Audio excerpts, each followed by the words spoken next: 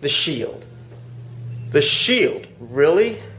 Boy, you know, I thought that you claimed to be the greatest general manager in YWC, but you're going to put a stipulation out that we're going to determine who the greatest general manager is, and you're going to put that in the hands of the Hounds of Justice? Let me tell you 2 reasons why that's a mistake, Michael. First off, since when has the Shield ever been able to coexist without their egos overinflating and causing some sort of backstabbing?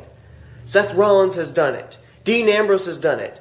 How do you know you're going to be able to get them all on the same page for one night at Survivor Series? Second thing is, what's on the line? An opportunity to prove that you are the #1 authority figure. The Shield, they've built a legacy on flaunting authority, being the Hounds of Justice, delivering their own justice, not at all adhering to what an authority figure tells them to do. So, maybe I shouldn't be so disappointed in your choices. Maybe I should see it as an opportunity to capitalize. And you see, here's the thing. I didn't care who your partners were going to be. It didn't really matter to me, because I already had in line the people that I was going to choose for my Survivor Series team. And yes, they've not always gotten along in the past.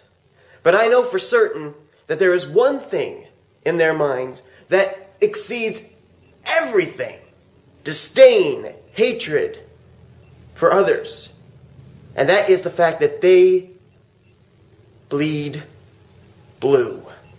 They are SmackDown Live through and through, and they will, on this night, be on the same page, and they will help me to prove that SmackDown Live is the better YWC brand. Now, I'm certain that you want to know who my partners are going to be, and I'm going to tell you who they are. The first 2 members that I have, very easy decision.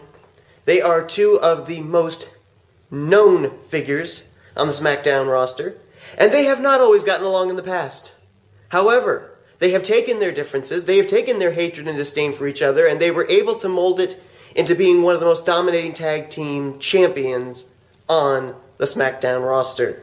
I'm talking about the leader of the Yes Movement, Daniel Bryan, and the Devil's favorite demon, Kane Team Hell No. And finally, this was the guy that I knew for absolute certain was going to be on Team SmackDown. He is a man whose statistics in Survivor Series cannot be beaten. He has 3 times been the only surviving member of his Survivor Series team, and he is the Viper, Randy Orton. So, there you have it. You and your Hounds of Justice, me, Daniel Bryan, Kane, and Randy Orton, we will face off at Survivor Series. We will prove who the best YWC general manager is. But I have one last little surprise for you. And that is the fact that you and I, we've been in the ring before. We faced off against each other before. You think you know me.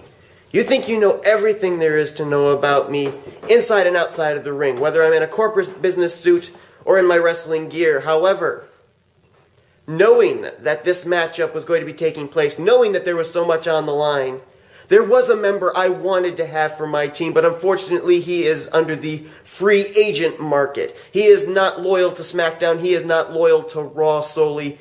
However, I have been able to secure his services, and let's just say he's been able to train me in his ways.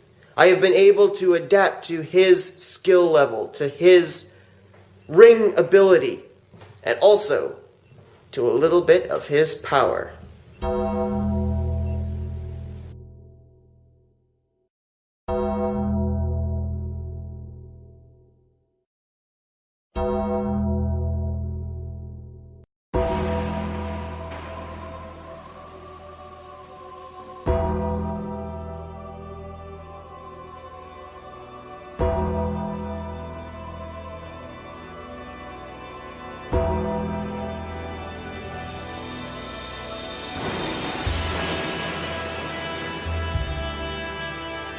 So Michael, you bring your Hounds of Justice.